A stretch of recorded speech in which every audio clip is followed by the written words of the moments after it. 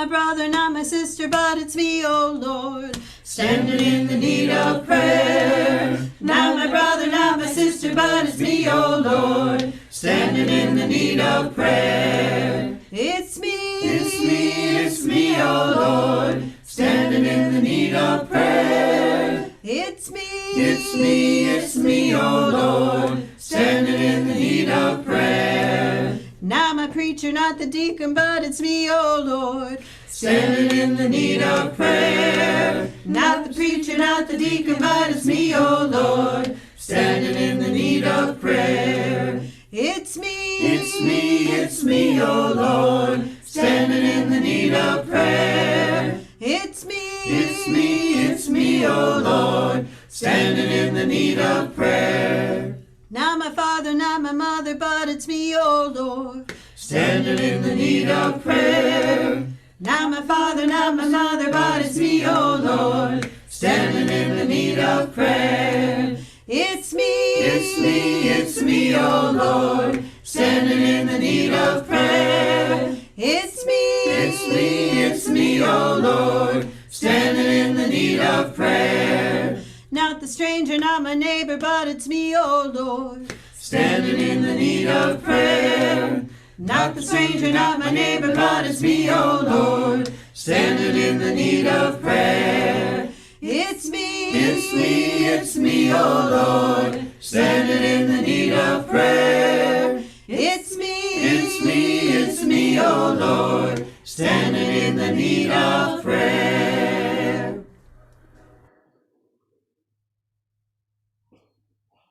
Good morning and welcome. Rabbi Creditor wrote this chant after 9/11, and essentially it means the world is built with chesed, or loving kindness. We'll sing it together, just follow my lead. Olam chesed ibenei, ta-da-dai, da-dai, ta-da-dai-dai. Olam chesed ibenei, ta-da-dai, da-dai, ta-da-dai-dai. Olam chesed ibenei, ta-da-dai, da-dai, ta-da-dai-dai. Olam chesed ibenei, ta-da-dai, da-dai, ta-da-dai-dai. I will build this world from love, ta-da-dai, da-dai, da-da-dai-dai. I will build this world from love, ta-da-dai, da-dai, ta-da-dai-dai. And you must build this world from love, ta-da-dai, da-dai, ta-da-dai-dai. And you must build this world from love, ta-da-dai, da-dai, ta-da-dai-dai. And if we build this world from love, ta-da-dai, da-dai, ta-da-dai-dai. And if we build this world from love, ta-da-dai, da-dai, ta-da-dai-dai, then God will build this world from love, ta-da-dai, da-dai, ta-da-dai-dai. Then God will build this world from love, ta-da-dai, da-dai, ta-da-dai-dai. Olam chesed ibenei, ta-da-dai, da-dai, ta-da-dai-dai. Olam chesed ibenei, ta-da-dai, da-dai, ta-da-dai-dai. I am as near and deep within you as the air you breathe. Fill yourself with my refreshment. Take all the air you need. I am as near and deep within you as the blood in your veins. I bring you life with every heartbeat, life that will remain. I am as near and deep within you as you will allow. I have been here since time's beginning, and I am with you now.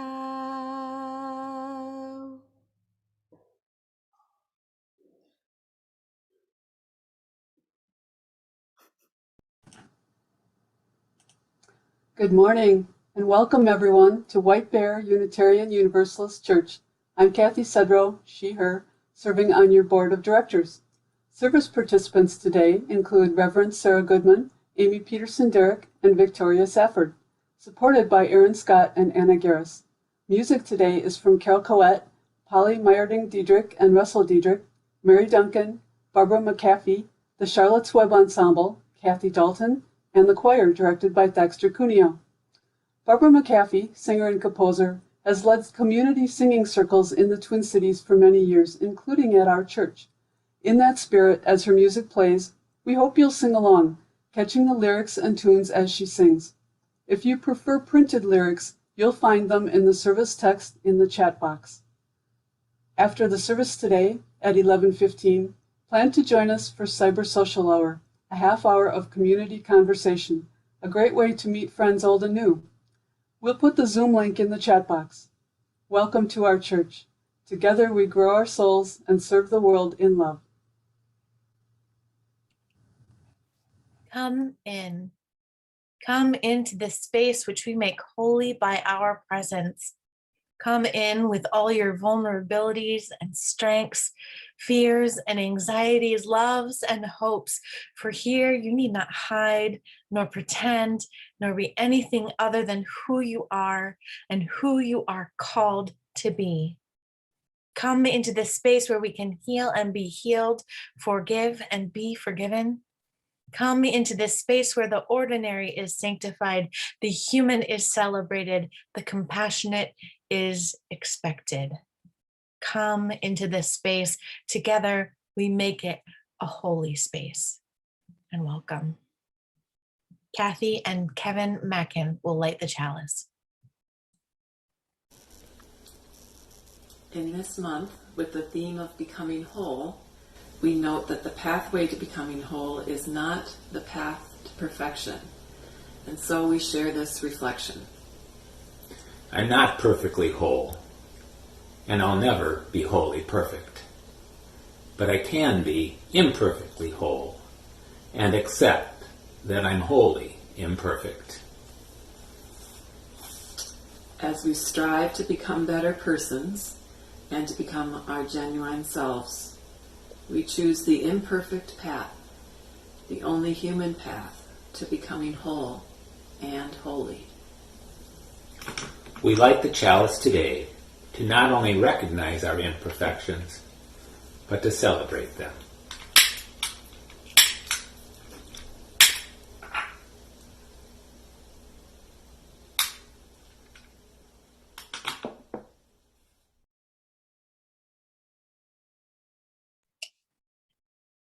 Join me in our opening words. Love is the spirit of this church and service is its law. This is our great covenant, to dwell together in peace, to seek the truth in love, and to help one another. Our hymn is Mother Spirit, Father Spirit, number 8 in Singing the Living Tradition.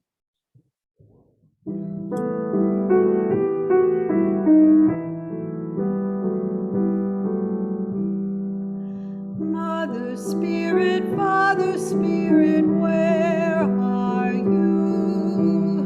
In the sky, sown in the forest.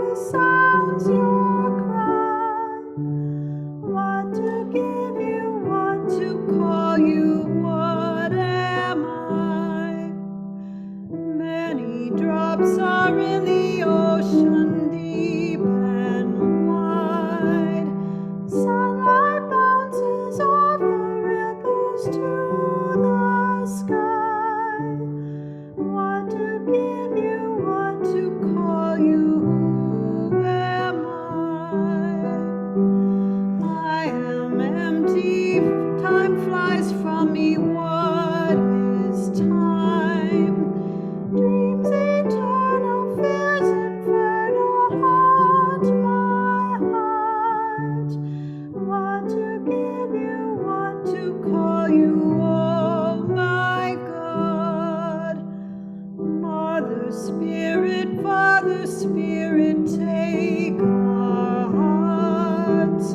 Take our breath and let our voices sing our parts. Take our hands and let us work to shape our art.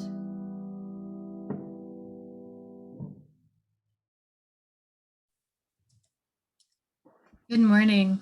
This morning's story is called Jess and the Tiara. The day had been a hard one. Nothing had quite gone as Jess had planned. He wasn't angry, really, maybe more sad, perhaps a little annoyed, and maybe even a little bit frustrated. Maybe you all have had moments like this too, not quite sure how to name the mess of feelings you were holding in your heart, and not quite sure what to do next. So Jess plopped down on his cozy bed and breathed a heavy sigh. What does one do, he wondered, when you feel so lost and your feelings feel so big? Suddenly, across the room, something shiny caught his eye. On top of his dresser was an assortment of treasures, some old, some new. Painted rocks, pine cones, a couple of folded up notes, polished stones, a few pictures, a dog collar, and a shiny plastic tiara, all haphazardly laid out on the surface. He wondered what this strange dresser top collection might look like to anyone other than him. But to him, these were the most important items in the entire world. He slowly got out of bed and walked over to his dresser. Jess picked up one of the painted stones and felt the cold, smooth surface in his hand.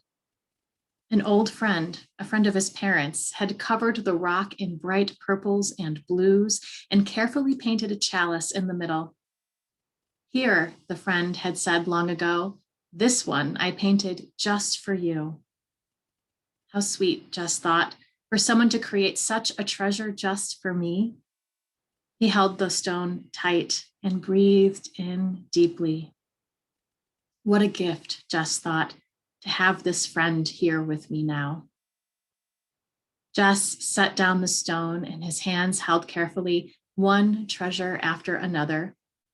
A pine cone from a memorable hike in the woods with his family, a note that contained a picture drawn for him by a beloved friend in the 5th grade, pictures of cousins that lived far away, a collar from a pet that passed away. With each item he held in his hand, he remembered the people and pets and love that came with each and every treasure. At last, his hand found the shiny tiara that had caught his eye from across the room. He smiled. He didn't remember much about his great-grandmother. She had died when he was just 5, but he would never forget when she had given him this tiara. He placed it on his head as he remembered the laughter on the day when his great-grandmother wore the tiara herself, and she passed it around to each person who sat around the big kitchen table to each take a turn wearing the crown. Jess had so loved the shiny plastic gemstones, and so his great-grandmother had given it to him to keep. He felt so honored to be the recipient of such a special treasure. When she died a few months later, Jess found comfort in the tiara, and today was no different. Jess breathed deeply, and the mix of feelings he had held just before felt just a little bit lighter. The sadness he held now mixed with the warmth of story. Jess breathed deeply once more as he laid the tiara down amongst the other beloved collected items. What a wonder, he thought, to be surrounded by love.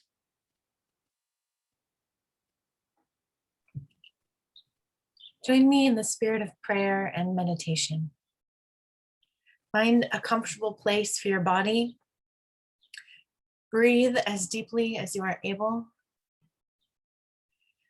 And hold in your mind the image of all things, all beings coming from the same tree, roots stretched in limitless tangles of connection and sustenance, interconnected and interlaced in a web of living and dying that is so beautifully designed and most times invisible.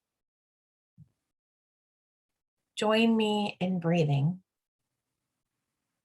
Breathe in for our lives touched by ancestors known and unknown. Breathe out for living lives that will touch our descendants. Breathe in for folks held in loving arms as they were raised up.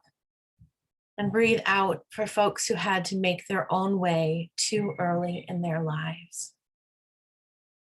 Breathe in for love. Breathe out for loss. Breathe in for beloveds who we hold close in our hearts every day. Breathe out for beloveds we sometimes have trouble reaching out to. Breathe in for parents doing the best they can. Breathe out for impossible decisions they've had to make. Breathe in for those living with addictions, mental illness, and grief. Breathe out for those living with and caring for folks living with addiction, mental illness, and grief. Breathe in for caregivers of all kinds who give of themselves to make other people's lives better, more whole. Breathe out to honor this holy work. Let's hold silence together for a moment.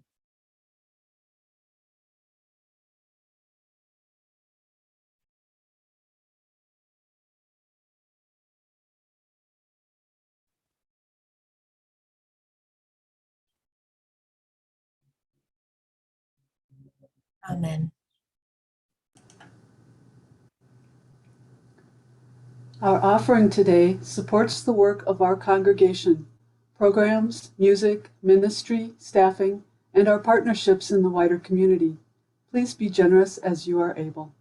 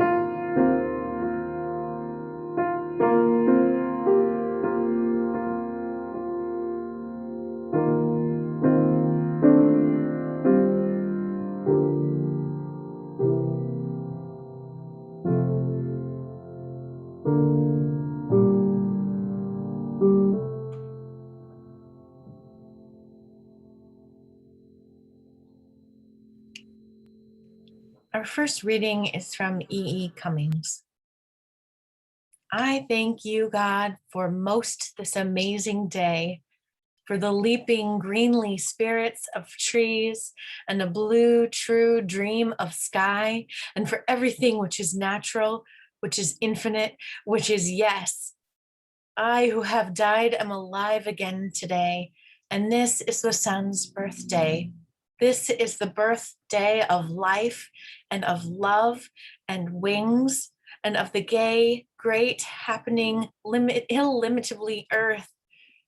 How should tasting, touching, hearing, seeing, breathing, any lifted from the no of all nothing, human merely being, doubt, unimaginable you? Now the ears of my ears awake, and now the eyes of my eyes are opened.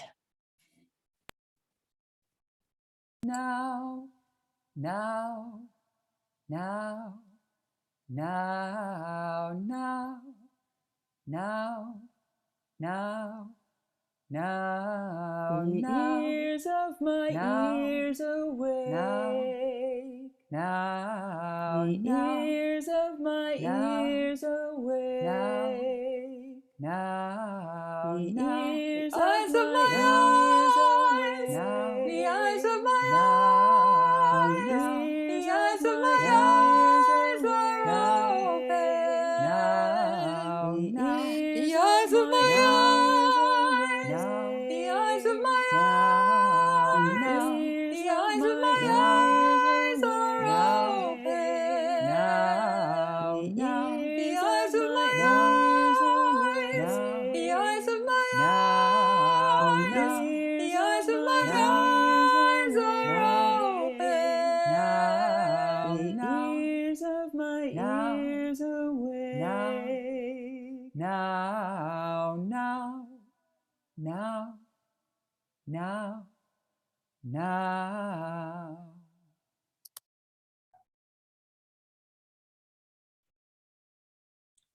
The second reading is from Ted Kuzer, his poem, Mother.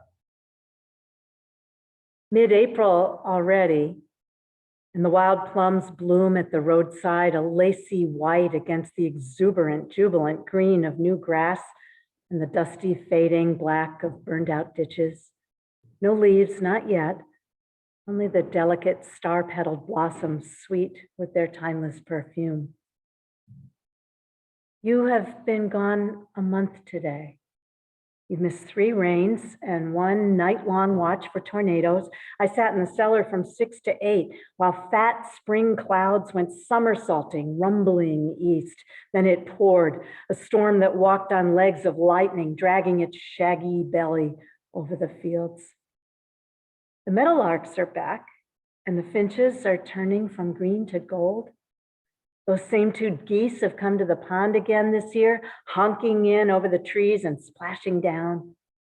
Peonies are up, the red sprouts burning in circles like birthday candles, for this is the month of my birth, as you know. Everything ready to burst with living. There will be no more new flannel nightshirts sewn on your old black singer. No birthday card addressed in a shaky but businesslike hand. You asked me if I would be sad when it happened, and I am sad. But the irises I moved from your house now hold in dusty, dry fists of their roots green knives and forks, as if waiting for dinner, as if spring were a feast. I thank you for that. Were it not for the way you taught me to look at the world, to see the life at play in everything, I would have to be lonely forever.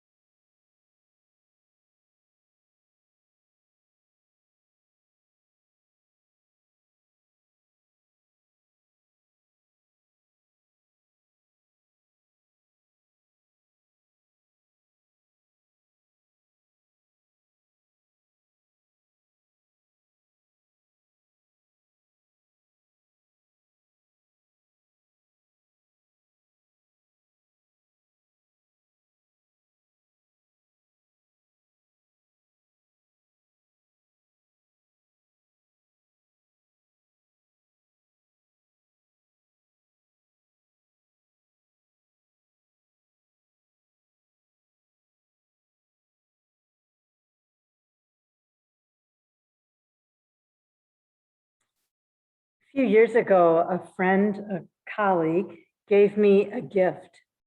He'd grown up on the Mille Lacs Reservation north of here, and I asked him to help shape a ceremony for someone who was dying, a person who all their life, for various reasons, had frequently passed as white, but who was in fact Native. The person was troubled in their spirit as they died. Derek, my friend, is a chaplain. He's gentle and honest. He's compassionate, funny, direct. He brought deep solace to the dying person. He helped them prepare for their transition with easy conversation and hard conversation, with ritual and music, making space for questions, fear, regrets, confession, and forgiveness. He invited the person to imagine the ceremony afterwards, the memorial we would hold outside on Native land once they passed away. He showed pictures of the place, described the water and wild rice, eagles nesting there. The dying person was Mohawk, not Ojibwe. They'd moved here from out east. But with Derek's help, they came home here. Their soul came home to Minnesota, and they died quietly. All of this took place within about 10 days in a nursing home. Derek seemed to me so masterful, so intuitively capable and wise as a chaplain to someone he had never met. So I was surprised when he told me that every evening through that time, he was speaking with his uncles, with his aunts on the phone, and once or twice in person, driving all the way up to Mille Lacs from the Twin Cities to talk to them, to ask them things, because he said, I am still young on my journey. He needed the wisdom of elders, family and chosen family, teachers, to guide him in his work, even though he had years of experience and a master's of divinity, a whole lived life in prayer and study and service. I'm still young on my journey, he said. And that was a gift he gave me, that way of understanding my own work and my life. I've held that phrase like a little seed to plant in my heart and see whether such humility and grace could ever take root there. It's a beautiful, vulnerable strength, I think, and so hopeful to think of yourself not as accomplished, fully formed, fully informed, an expert in anything, but young on your journey at any age, still open, still teachable, still standing in the need of prayer, as the song says, and also in the need of wisdom from elders who are living and others who've gone on. The person Derek cared for was my brother, Mark. We were both adopted as infants, and neither of us knew who our birth parents were, but we knew they dwelt in very different worlds. Both Derek and Mark helped me know, are still helping me know, how young on my journey I am. They've taught me, they're teaching me to be grateful for wisdom, not my own. This is Mother's Day, and I have always loved the practice in some traditions of wearing a carnation in honor of your mother, a red one if she's living, a white one if she's died. I think sometimes that if our church were the kind that gave out carnations on Mother's Day, I'd be covered in flowers, red, white, like a float in a parade. So many are the mentors, living and dead, women and men, who have guided me, inspired me, bequeathed to me some essential legacy. I'd be all covered in flowers, honoring the mothers, the fathers, and others who left no children of their own, but other gifts as deep in me as DNA. Clues about how to be a person, how to be kind, how to be joyful and thankful and brave, even in the midst of anything. This is another way of thinking of the interdependent web, our seventh principle, which binds us inextricably, not just to each other and all life in the present, but also to the past and therefore to the future. We'd all be covered in carnations, saying thank you. And it would be prayer enough for the rest of our lives. Mother's Day is complicated. You open the Hallmark card and squint to read the fine print. You know it's joyful for some people, poignant for others. It's bittersweet for others still, and it is not sweet at all in any way for still others. For many, it's a wild mix, which is why we all need chocolate. How could it not be so, given what we know of families and humans? The day has two origin stories, both beautiful, both true. Anne Jarvis in 1858, calling for a women's workday to honor the invisible economy and networks of mutual aid built by rural women in Appalachia to support each other, whether they were mothers or not. And Julia Ward Howe, Unitarian, in 1872, leading thousands of women and men through the streets of Boston on the first Mother's Peace Day, demanding an end to the endless cycle of war following the devastations of the Civil War, and establishing international think tanks for creative resolution of conflict. They were dreamers. Jarvis and Howe, practical dreamers, looking far forward to the future of women, women's work and power, the world's future. But they were also looking inward. They must have been looking backward, drawing from a deeper well of inspiration, a deeper source of hope than their own bright ideas and recent innovations. Women before them, possibly their mothers, their grandmothers, ancestors they never knew deep in the shadows of shared history, had survived, at least through childbirth.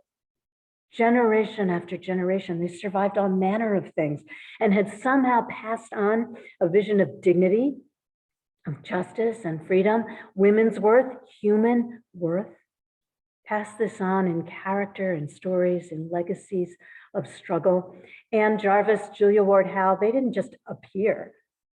They came from somewhere, from a long, long, infinitely long line of radical imagination, which they chose to carry forward. It's always a continuum, history. We're on it, whether the history of a country, a society, or a family.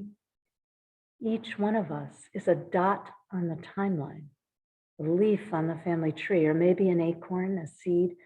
And our arms are just brimful of inheritance, some of it unwelcome baggage that we should just cast away, and some of it luminous, light we did not kindle and dare not put out. Who came before you? How did you get this way, the way you are? I'm talking about relatives and all kinds of others whose wisdom and beauty and struggle you bear in the bones of your soul. I've told this to some of you. When the pandemic came down on us a year ago, 14 months ago, I remember standing in my office here, preparing for a Sunday, frustrated, surrounded by shelves of books, poetry, science, philosophy, biography, politics, social change, art. I stared at all those books, ancient and contemporary, these companions of my heart, some for many, many years.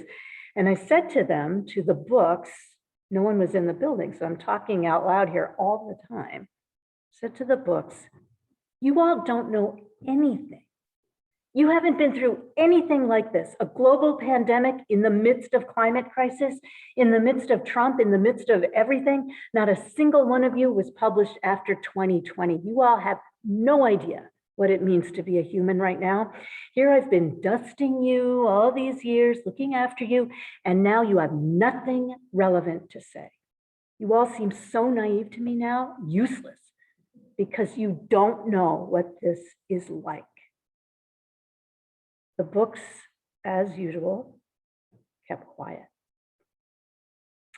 So now, a year later, 14 months out, I'm realizing that in fact, they maybe do have some things to say, some of them, to us here in our time, in our plague, our unprecedented present, because it's not unprecedented, not entirely.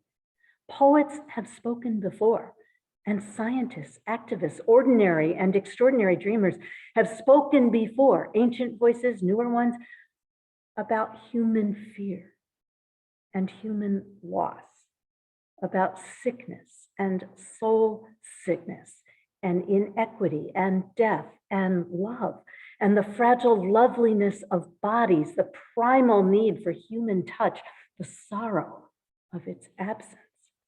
Some of them have spoken about loneliness and hope. The ones who went before us didn't know, they couldn't, about our particular affliction right now, but the general parameters of the human condition. I see now on this end of our pandemic time that others, of course, have wrestled with this, and some, like Jacob, wrestling with the angel in the inscrutable dark, some have found a blessing, and they spoke about it. They testified in words and lives lived. They've spoken before, if we'd listen, about what's taught to us by struggle on the great grand scale of world events and the smaller stage of families. We're all still young on our journey, standing in the need of prayer and also in the need of wisdom, the voices of ancestors, elders, and wise ones, some living, some dead, some older than us, some maybe not. Some people are old on their journey, even if they're really young. Each of us needs everybody's wisdom now as we come out of this year blinking in the sunlight, the amazement at having survived, and also the implications of survival, the obligation it places on us.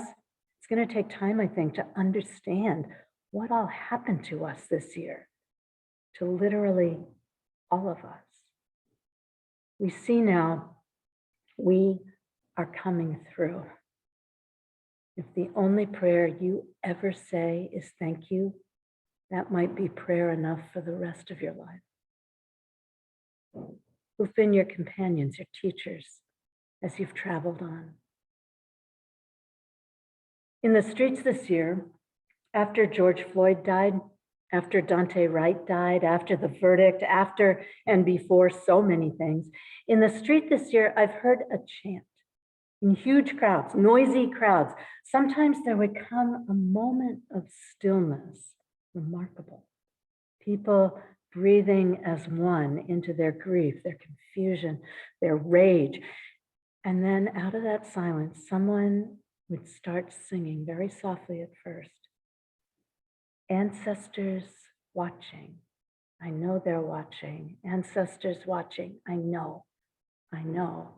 Ancestors watching. I know they're watching. Ancestors watching. I know. I know.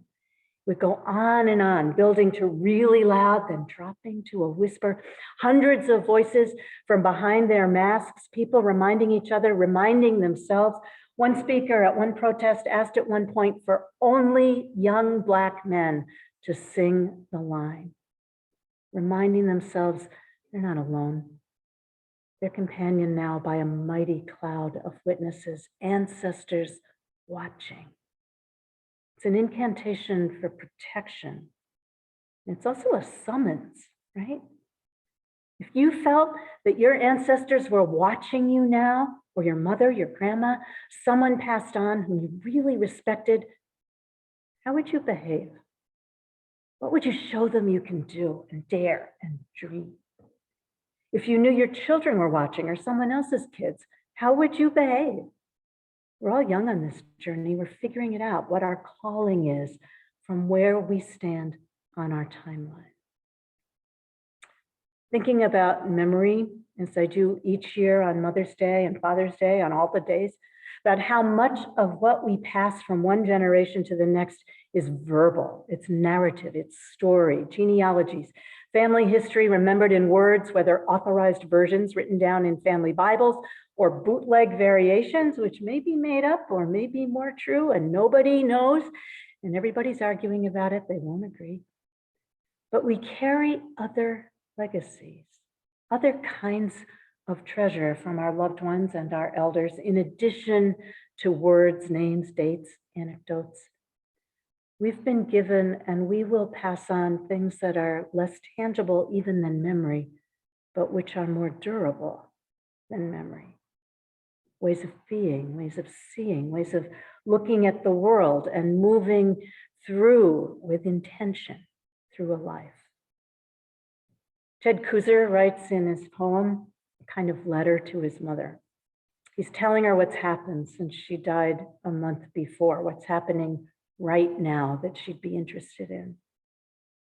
Mid-April already, and the wild plums bloom at the roadside, lacy white against the exuberant, jubilant green of new grass.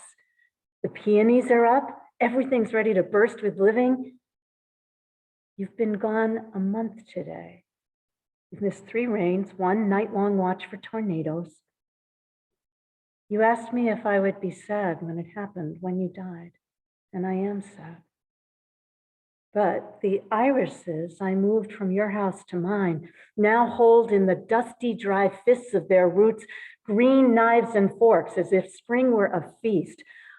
I thank you for that. Were it not for the way you taught me to look at the world, to see the life at play in everything, I'd have to be lonely forever.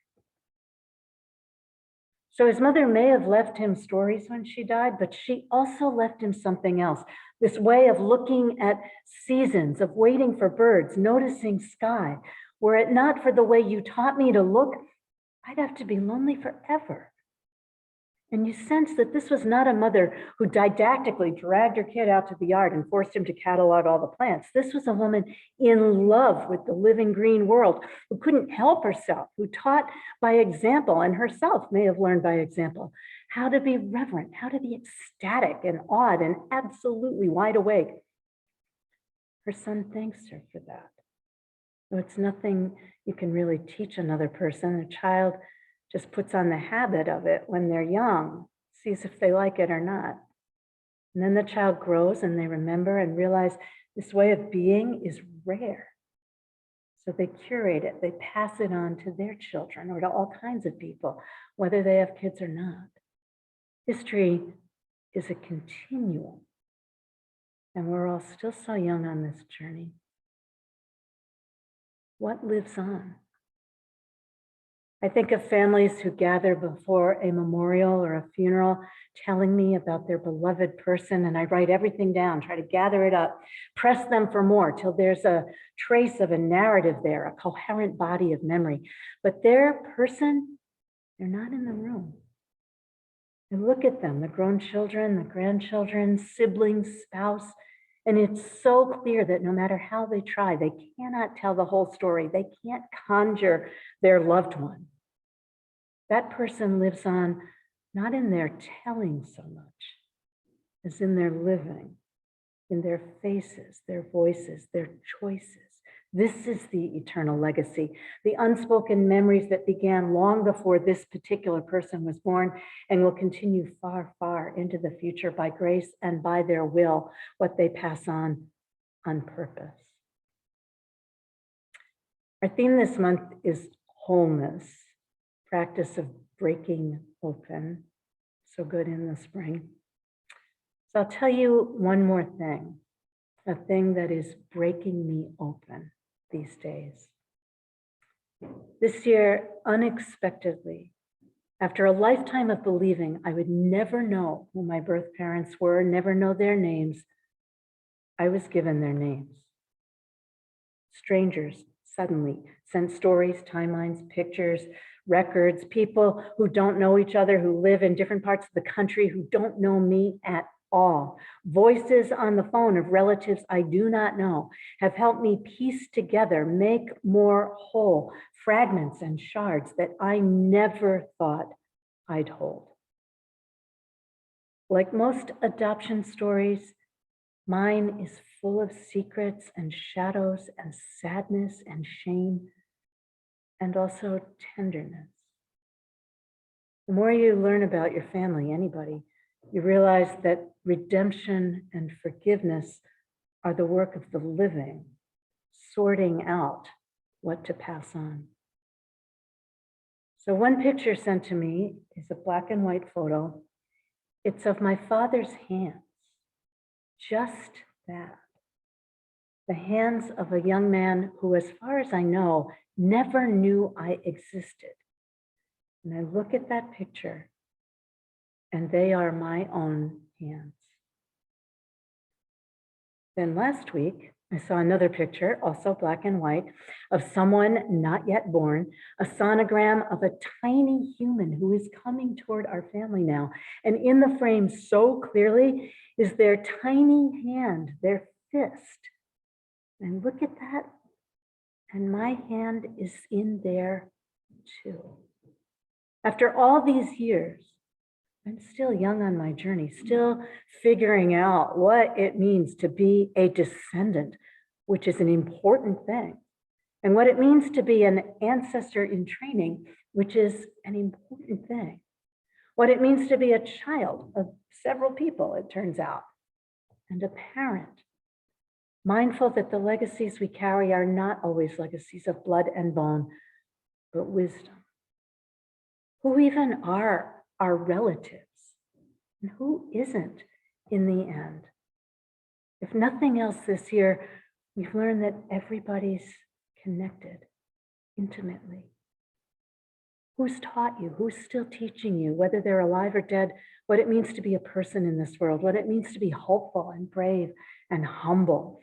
Who taught you your manners, how to say thank you again and again and again for the day, for the spring, for the long, long, infinitely long line of dreaming and struggle and love that led to your life right now.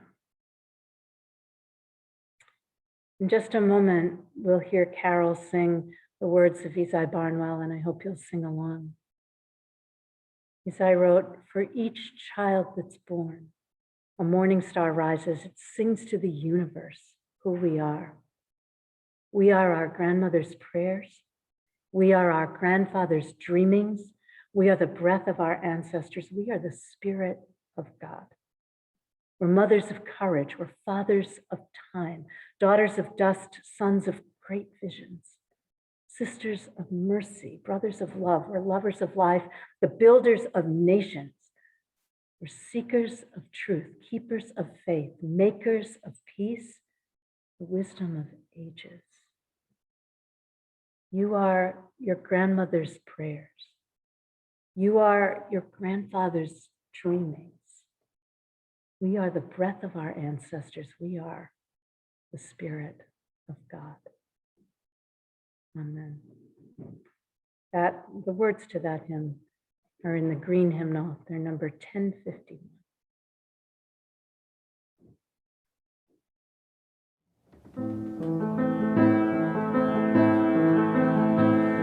For each child that's born, a morning star rises and sings to the universe who we are.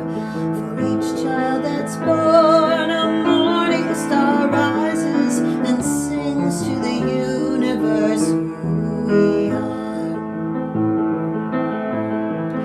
We are our grandmother's prayers, and we are our grandfather's dreamings. We are the breath of our ancestors. We are the spirit of God. We are mothers of courage and fathers of time. We are daughters of dust and the sons of great visions. We're sisters of mercy and brothers of love. We are lovers of life and the builders of nations, seekers of truth and keepers of faith. We are makers of peace and the wisdom of ages. We are our grandmother's prayers, and we are our grandfather's dreamings. We are the breath of our ancestors.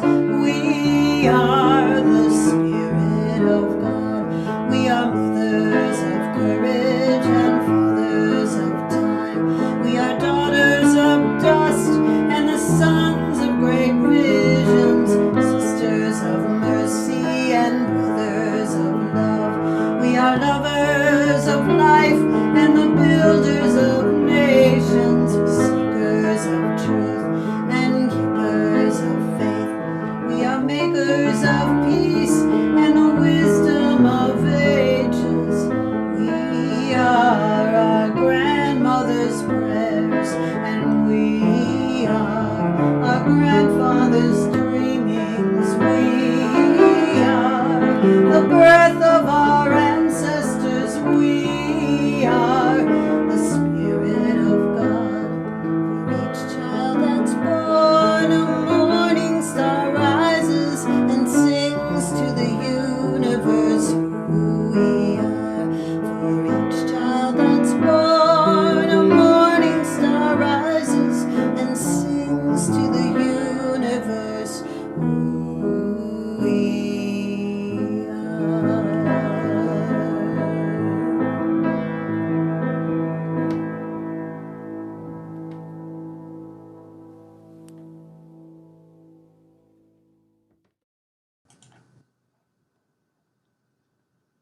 Please join me in the closing words. May peace dwell within our hearts and understanding in our minds. May courage steel our will and love of truth forever guide us. Farewell, friends. Thank you so much for being here today. And a special thanks to all who sent in family photos. It was really a beautiful slideshow. Watch the e-news this week. You can sign up for spring and summer courtyard gatherings in person at church. Those will be starting later this month, and other in-person gatherings are coming soon. In the meantime, we hope to see you in a few minutes at 11:15 for conversation and connection in Cyber Social Hour, and the link is in the chat. We are sending you love from all of us at all of our locations. Be well, stay well, friends.